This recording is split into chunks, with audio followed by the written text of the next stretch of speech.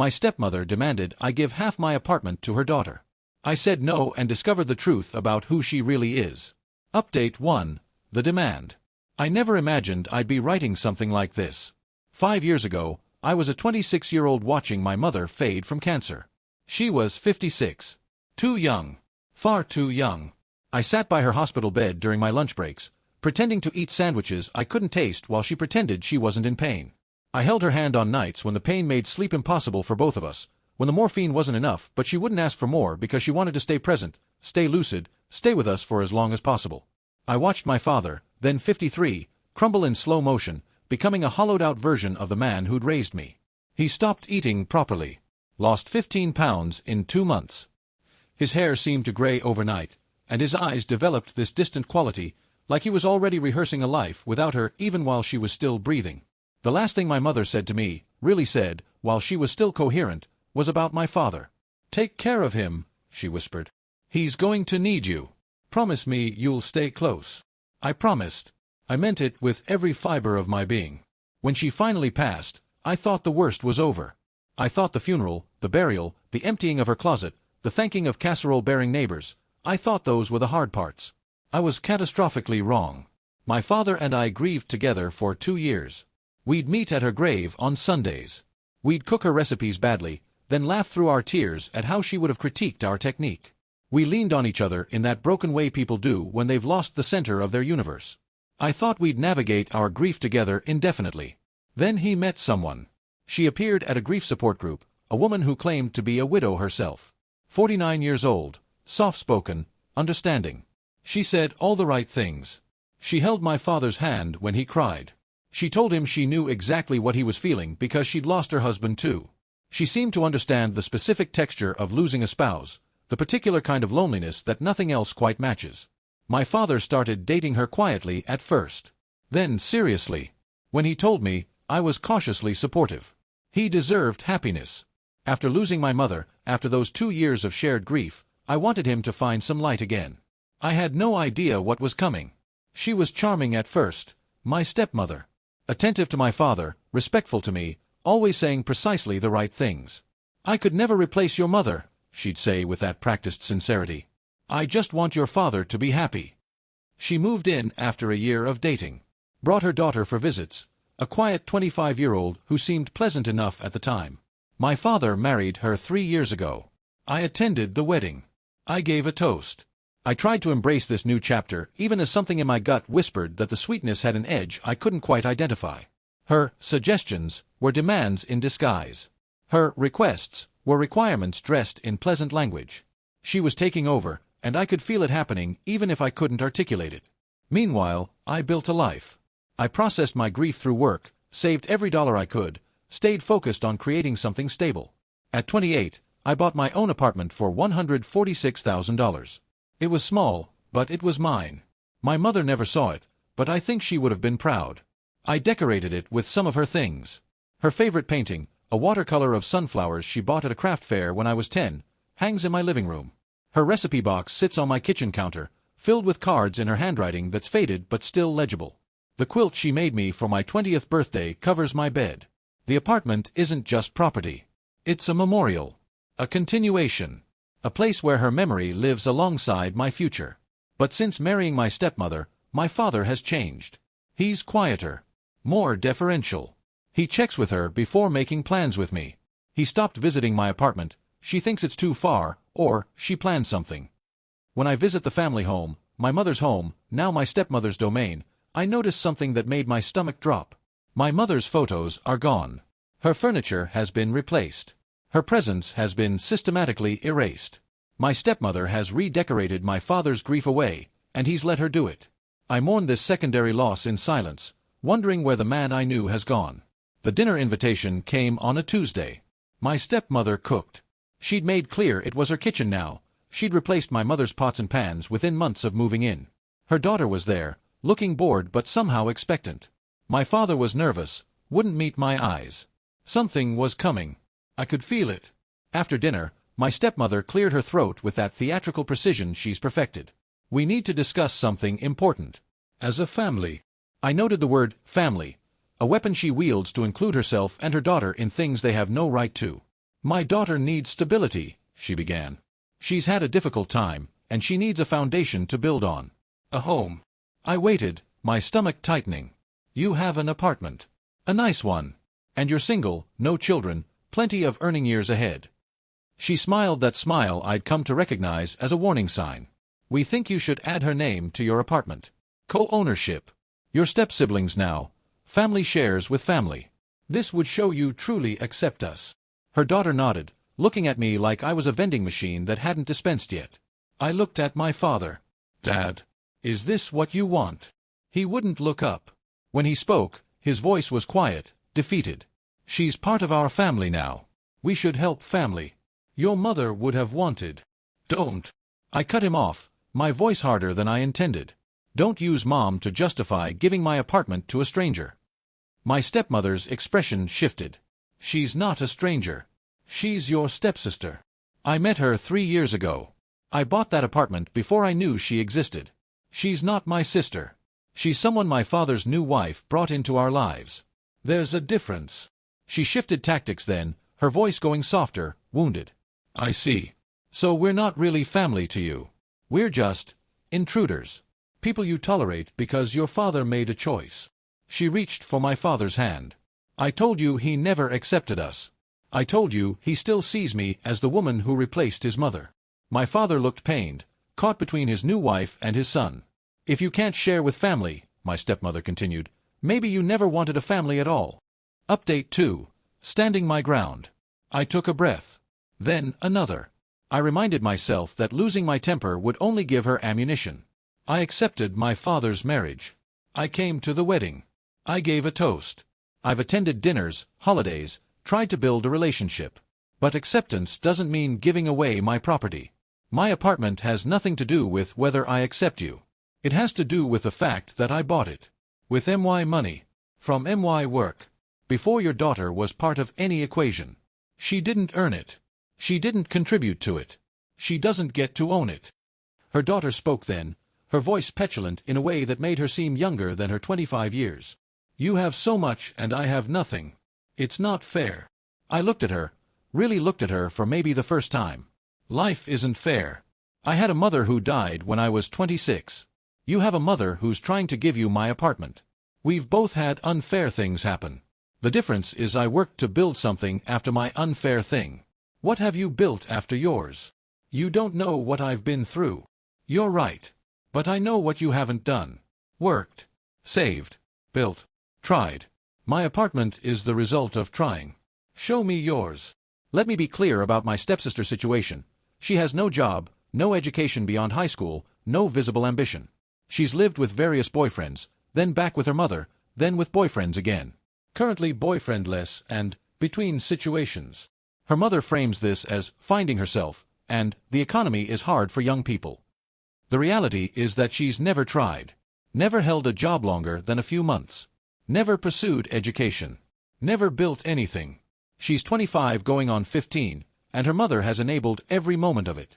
She's 25. She's had 7 working years to build something. I used my 7 years to buy an apartment. She used hers to wait for someone else to provide. Those are different choices with different results. That's not unfair. That's math. My father finally spoke again, still quiet. Son, maybe just help her get started. Not the whole apartment. Just something. A gesture. To show you're part of this family. I felt the betrayal like a physical blow to my chest. My own father, asking me to give away the apartment that holds my mother's memory, to a stranger's daughter who'd done nothing to deserve it. Dad, I'm your son. Your actual son. The one who grieved Mom with you. The one who supported your remarriage. The one who's tried for 3 years to accept these people. And you're asking me to give them my home? The home where Mom's painting hangs? Where her recipe box sits on my counter? He had nothing to say to that. I stood up. I'm not giving anyone my apartment. Not half, not a share, not just something. It's mine. I built it. Mom's memory lives there. And I won't have it taken by people who showed up 3 years ago and decided they deserve what I spent 10 years earning. I looked at my stepmother directly. You don't get to redefine family to include my assets. Family isn't a magic word that entitles you to other people's property. Then I looked at her daughter. You want an apartment? Do what I did. Work for 10 years. Save every dollar. Buy one. It's not complicated. It's just hard. Try hard things for once. I left. My father called the next day. Apologetic but still weak. She's upset. She thinks you hate her. I don't hate her. I just won't fund her daughter's life with my apartment. Maybe if you just talk to them, explained. I explained, Dad. They didn't like the explanation. That's not my problem. He went quiet then. He was caught between his new wife and his son, and I realized with a sinking certainty that he would choose the wife. He always does now. It's easier to pressure the son who loves him than to disappoint the woman who controls his daily life. Dad said, "Your mother would have wanted you to share." He used Mom's memory to justify giving my apartment to a stranger. Mom would have wanted him to protect me from predators, not feed me to them. He's so lost in this woman's control that he'll weaponize his dead wife against his living son. Update 3. The investigation. Something my stepmother said at that dinner kept echoing in my head. I know exactly what he was feeling. Her claim of being a widow. Her appearance at that grief support group. Something didn't sit right. I couldn't sleep that night. I kept replaying every interaction, every story she'd told about her late husband, every moment of performed sympathy. The way she'd tear up at exactly the right moments. The way she'd squeeze my father's hand when he talked about my mother, like she truly understood. It was too perfect. Too rehearsed.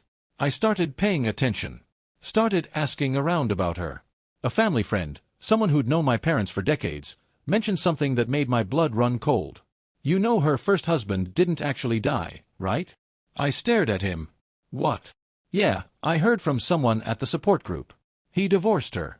She told everyone he passed away, but someone recognized her from years back. The ex-husband is alive and well, living 2 states over. She told my father she was a widow. Met him at a grief support group. Performed understanding of loss she'd never actually felt. Her husband didn't die, he escaped. And she used his absence to trap my father in his most vulnerable moment. I dug deeper. Spent nights scrolling through social media, public records, anything I could find. Found her ex-husband on Facebook. He had a new wife, kids, a whole rebuilt life. Very much not dead. I sent him a message. He responded within hours, almost eager to talk, like he'd been waiting for someone to ask. She took everything in the divorce, he told me over the phone. His voice was tired, the kind of tired that comes from years of processing what happened. Used my emotional state against me in court. I was depressed, drinking too much after I lost my job. She documented everything, every drink, every bad day, every moment of weakness. She played the concerned wife in front of the lawyers, talked about how she tried to help me, how worried she was. Then used it all to clean me out. When I finally got sober and tried to fight back, she'd already moved on to her next situation. Her next situation. That phrase haunted me. It was so clinical, so transactional. Like people were just stops along her path to financial security. I found her sister through social media. It took some careful messaging. I explained who I was, what had happened, why I was reaching out. She was suspicious at first. Asked how she could verify I was who I said I was. After I sent some proof, she agreed to talk. What she told me confirmed my worst suspicions. She convinced our parents to rewrite their will, the sister said, her voice bitter with years of accumulated hurt. Cut me out completely. I hadn't talked to Mom and Dad in a while. My own fault, I was dealing with my own stuff, and she used that distance. Told them I didn't care about them. Fed them stories about how I'd said terrible things.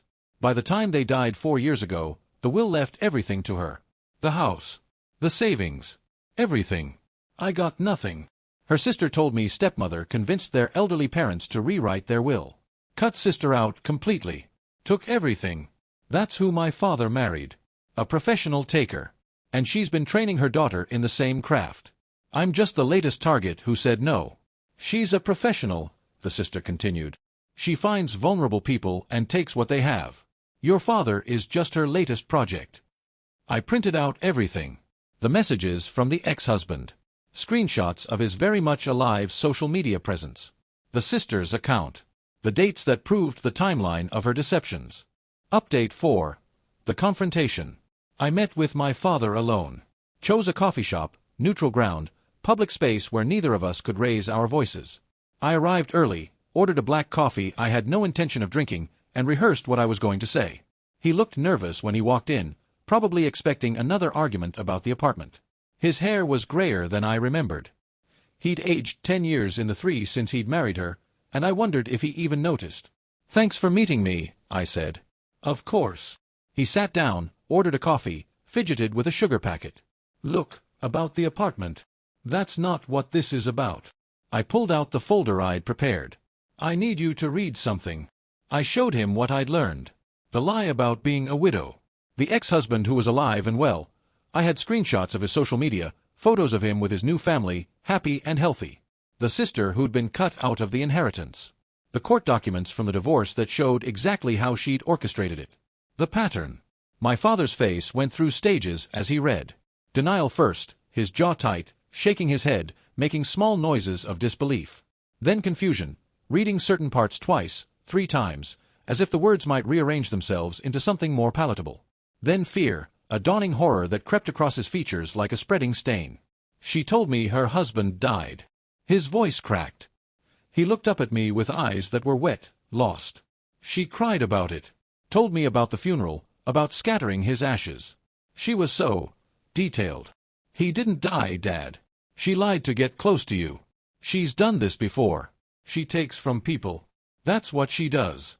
And now she wants my apartment for her daughter." He looked broken. The woman he thought had saved him from grief was a predator hunting in grief's waters. She'd found him at his most vulnerable, wearing the costume of shared loss, and she'd captured him completely. "I feel so stupid," he whispered. "You're not stupid. You were grieving. You were lonely."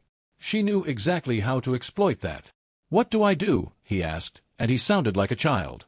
Like the opposite of the strong father I remembered from childhood, the man who could fix anything, who always knew the right answer. I gave him an ultimatum, not about the marriage, but about boundaries. "You can stay married to her. That's your choice, and I can't make it for you. But I won't be pressured to give away my property. And I won't come to dinners where I'm treated like an ATM. If you want a relationship with me, it has to be separate from her demands." He was quiet for a long moment. When he spoke, his voice was barely a whisper. "I don't know how to do that. Figure it out. Or don't. But my apartment stays mine either way." Update 5. 1 year later.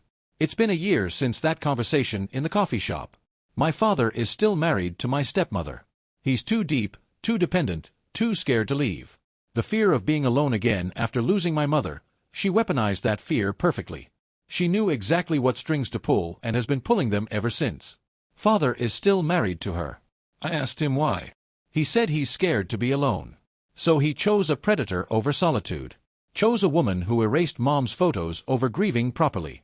Chose her demands over his son. That's his choice. But my apartment stays mine regardless of his weakness. But something shifted after I showed him the truth. He established some boundaries, small ones but real. Told my stepmother the apartment topic was closed. She was furious, apparently. Screamed at him for hours, from what I gathered. But she adapted. She's a survivor. She adjusts to what she can't take. When the direct approach failed, she simply stopped mentioning it. My father and I meet for coffee monthly now. Just the two of us. It's not what it was before Mom died, before my stepmother arrived. But it's something. A thread of connection that survives the tangle. We don't talk about her. We talk about sports, about my work, about memories of my mother that he's finally allowing himself to share again. She wanted me to give my apartment to her daughter, as family. We'd known each other 3 years. My mother's painting hangs on that wall. Her recipe box sits on my counter. I'm supposed to hand that to a stranger because her mother married my father? Family isn't a magic word that unlocks other people's property. My stepsister moved in with another boyfriend 3 months after the dinner confrontation. Her pattern continues. Someone else's roof, someone else's money, someone else's life. She'll probably repeat this until she can't anymore, until she runs out of people willing to provide. I don't think about her much. She was never a sister. Just a stranger who wanted my apartment because her mother taught her that wanting was the same as deserving. Final reflection.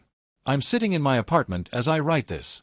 Evening light is coming through the window, hitting my mother's painting just right. The sunflowers seem to glow, the way they always did when she hung it in our family home, before my stepmother replaced it with something more modern.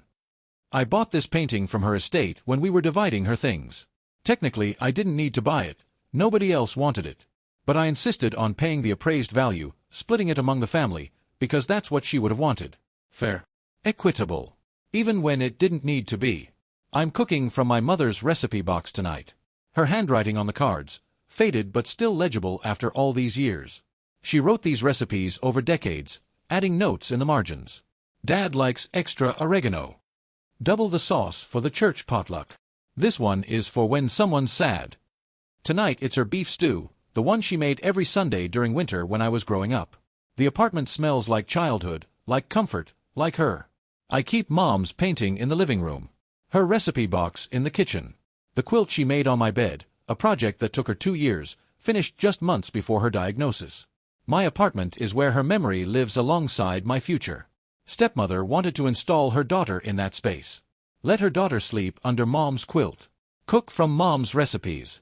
Exist in Mom's continuation. I said no. I'll always say no. Some things aren't for sale. Some things aren't for sharing. Some things are sacred. I think about my father sometimes, trapped in a marriage with a predator. Think about my stepsister, bouncing between boyfriends who provide. Think about my stepmother, always calculating her next extraction. And I think about my mother. What she would say if she could see it all. She asked me to take care of him. I tried. I'm still trying, in the limited way he allows. But you can't save someone who won't let themselves be saved. You can only hold the door open and hope they eventually walk through. I imagine her voice, the way I always do when I need guidance. Protect what matters. Build what's yours. Love isn't taking. Real family doesn't demand, they offer. I eat dinner under her painting. Alone but not lonely. Surrounded by her memory in a space she never saw but would have understood. The beef stew tastes exactly like it did when I was 12, coming in from playing in the snow, starving and cold, finding my mother at the stove with a ladle and a smile. Some people never have that. Some people grow up with mothers who teach them to take rather than give, to extract rather than earn. I got lucky. Even with her gone, my mother's lessons remain. The stew is warm. The apartment is quiet. The painting glows in the evening light. This is home. To answer the question I know some of you are wondering. People ask if I feel guilty about not accepting my new family. I don't. I accepted my father's right to remarry. I accepted his choice of partner, even when that partner erased my mother from the house they shared. I accepted invitations to dinners where I was treated as an outsider with assets to extract. What I didn't accept was the redefinition of family as a claim check on my property. My stepmother wanted my apartment for her daughter. She called it family sharing. I call it theft with emotional packaging. My mother is dead. My father is captured. My childhood home is decorated by a stranger. All I have left is this apartment and the memories I've placed inside it. Mom's painting watches over my living room. Her recipes feed me. Her quilt keeps me warm. These things survived her death. They'll survive my stepmother's greed. My apartment stays mine. Not because I'm selfish. Because some things are too sacred to surrender. And because I learned the difference between real family and people who use that word like a crowbar. Real family would never ask. These people couldn't stop asking. That's how you know the difference. And once you know, you can never unknow. The apartment stays mine. Forever. Thanks for reading. For those in similar situations, trust your instincts. Document everything. And remember that family is not a magic word that obligates you to give away what you've built. You owe yourself more than that.